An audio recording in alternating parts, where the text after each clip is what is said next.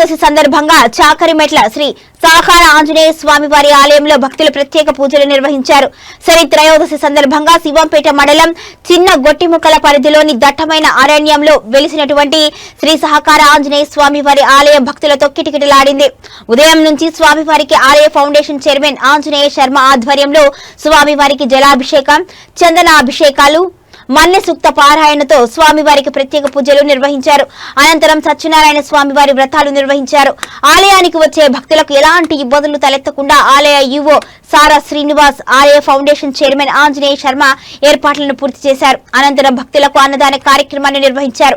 ఈ కార్యక్రమంలో ఆలయ పూజారులు, దేవి పండితులు, సిబ్బంది, రామకృష్ణ భక్తులు పెద్ద సంఖ్యలో పాల్గొన్నారు.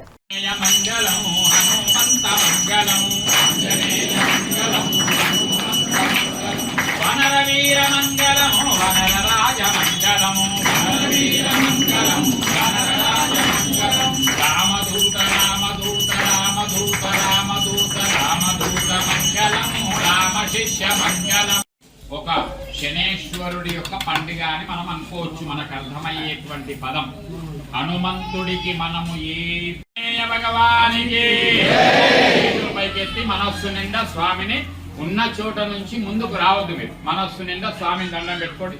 మంచిగా చక్కగా మనస్సు నిండా మన గ్రహచారంలో ఉండేటువంటి యొక్క శని వలన మనకు జరిగే ఇబ్బందులన్నీ కూడా చాలా వరకు తొలగిపోయేటువంటి అవకాశం పుష్కలంగా ఉంటుంది. ఎలాంటి సందేహం లేదు.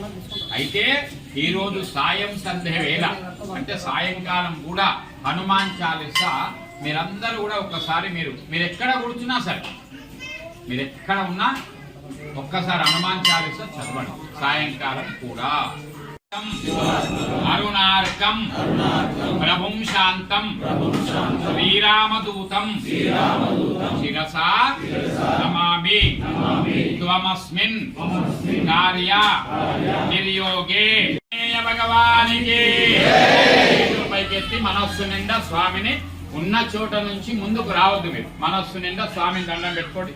మంచిగా చక్కగా మనస్సు